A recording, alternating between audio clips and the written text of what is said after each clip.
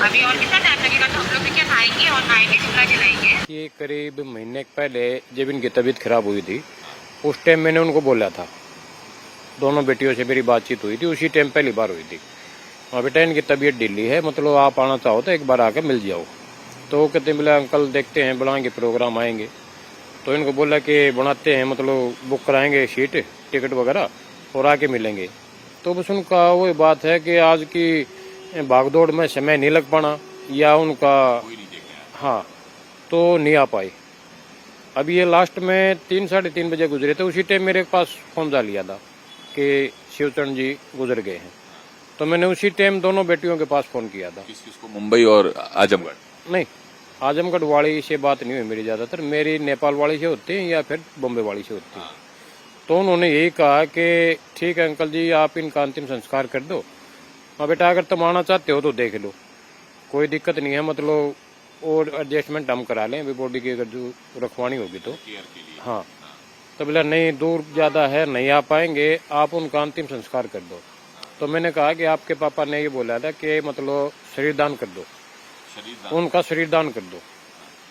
तो बेटियों ने कहा कि शरीर दान तो नहीं, आप उनकी खाली आंखें डोनेट कर दो और उनका अंतिम संस्कार कर दो। पैसे वगैरह भी भेजने की बात आई उनकी? उन्होंने पैसे भेजे थे, फिर मतलब मैंने ये देखा कि उन्होंने जिस काम के लिए पैसे भेजे थे वो पैसे तो मेरे समाज सेवियों ने लगा दिए, तो वो पैसा मैंने उसको वापस कर दिया।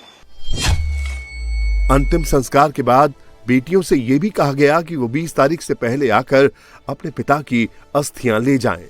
इस पर भी बेटियों ने पहले पिता की अस्थियां रखने को कहा, लेकिन बाद में कहा कि वो अस्थियां गंगा में बहा दें, क्योंकि उनके पास सोनीपत आने का समय नहीं है।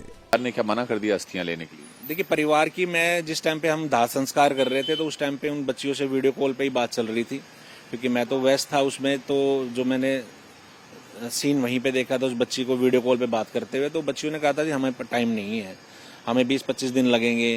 तो इस तरीके की बच्चियों की बात मैंने जरूर सुनाई दी थी। अभी तो संस्कार हुआ है। अभी और कितना टाइम लगेगा? अभी और कितना टाइम लगेगा? अभी और कितना टाइम लगेगा? जो बेटी वीडियो कॉल पर पूछ रही है कि पापा के अंतिम संस्कार में अभी और कितना टाइम लगेगा, वो शायद भूल गई है कि उसके लिए उसके पापा ने कभी टाइम नहीं देखा। बेटियों को अच्छी जिंदगी मिले, इसीलिए शिवचरण ने गर्मी, सर्दी, बरसात हर मौसम में जी तोड़ मेहनत की। शिवचरण अपनी बेटियों पर जान छिड़कते थे, उनकी हर ख्वाहिश को पूरा करते थे।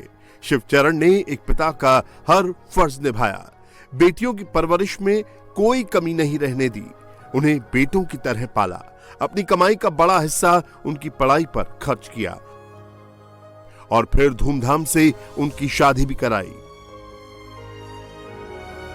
शिवचरण का नाम कभी मुंबई के बड़ा कपड़ा व्यापारियों में गिना जाता था, लेकिन समय के साथ व्यापार में भारी नुकसान हुआ और शिवचरण आर्थिक संकट में घिर गए। हालात लगातार बिगड़ते गए। आर्थिक तंगी के बाद परिवार में जो हालात पैदा हुए, उसकी वजह से शिवचरण और उनकी पत्नी को महाराष्ट्र छोड़कर सोनीपत आना पड़ा, जहां उन्होंने एक वृद्धाश्रम में शरण ली। शिवचरण ने जिंदगी के आखिरी दिन सोनीपत के इसी वृद्धाश्रम में बिताए। यहां रह रहे इन बुजुर्गों की तरह शिवचरण की आंखें भी हर रोज आश्रम के गेट पर टिकी रहती थी। शिवचरण हर रोज इसी उम्मीद के साथ उठते थे कि आज उनकी लाडली बेटियां आएंगी और पापा कहकर उन्हें गले लगाएंगी, ठीक वैसे ही जैसे वो कभी अपनी बच्चियों को गले लगाते थे, उनके लिए खिलौने लाते थे।